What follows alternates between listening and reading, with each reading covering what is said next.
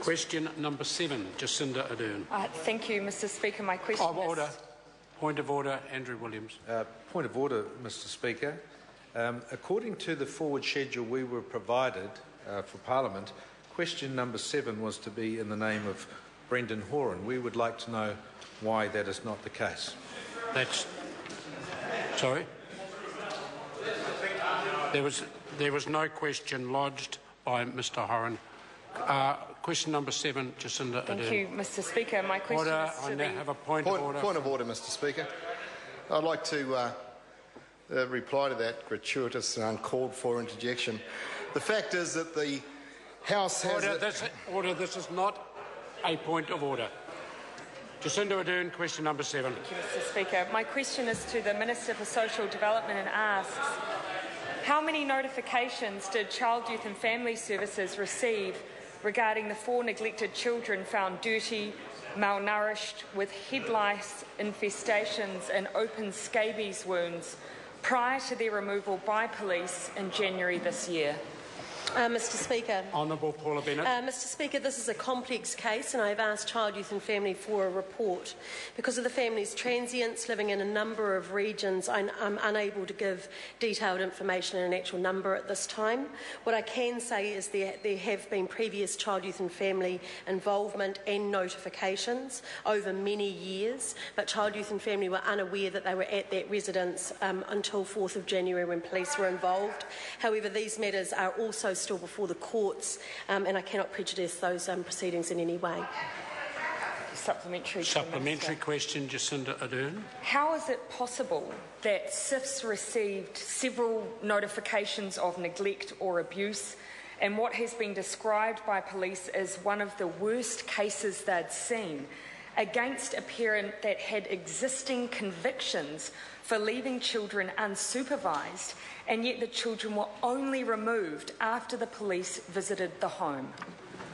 Honourable Paula Bennett. What I can say is that unfortunately in this country we have literally thousands of substantiated cases like this.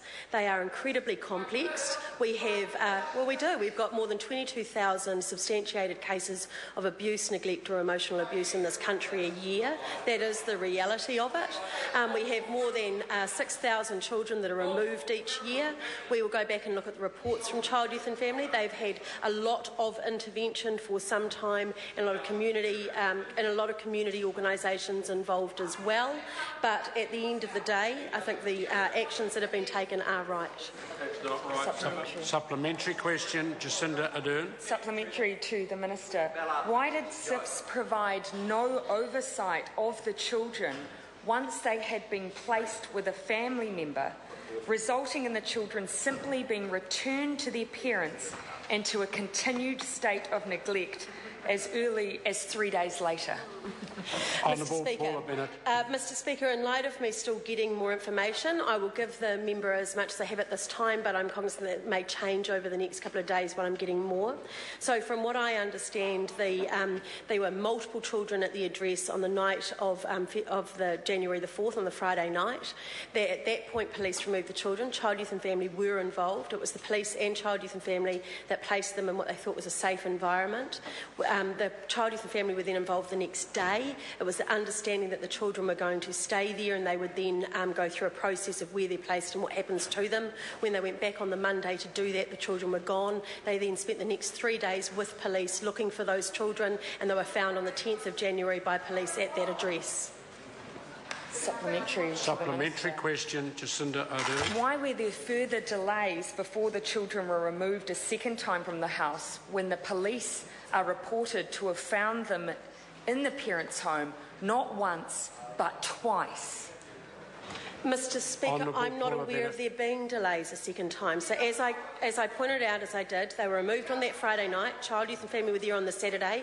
They went back there on the Monday. At that point, they were back with the parents. They were then actively looking for them, as were the police, and they were found 3 days later. So they were not placed back with the family at all, and they were removed at that time and taken to hospitals. That's my understanding.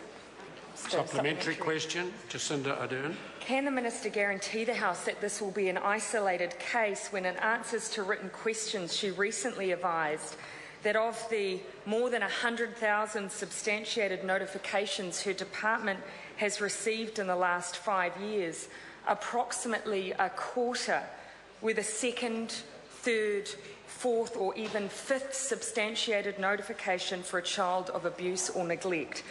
Or is she presiding over an under-resourced, understaffed and highly stressed department?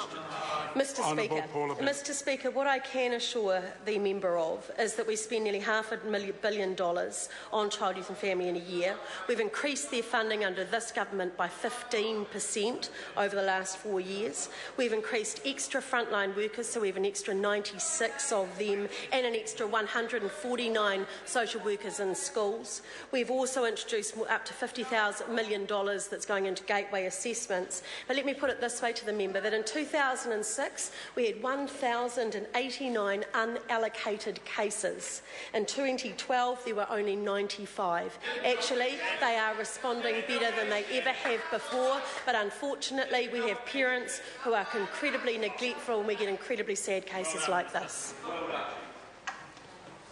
Supplementary question, the Honourable Peter Sharples. To the Minister, what progress has been made with regard to the Iwi Leaders Forum request to return their children held by Child, Youth and Family Services to their iwi whānau? Mr. Speaker. Honourable Paula Bennett. Mr. Speaker, we've been working on memorandums of understanding with iwi and we've signed our first one and we're seeing developments there. What we're most interested in is if we can have pre-assessments done so we know that those children, if they do have to be removed, are staying within their iwi and are in a safe environment. We're taking it one step further than that and now looking at prevention.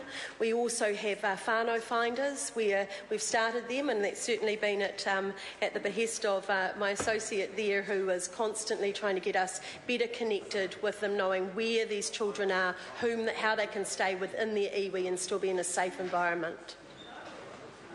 Question number 8, Jamie Lee Ross. Thank you, Mr. Speaker. Question to the Minister of Immigration.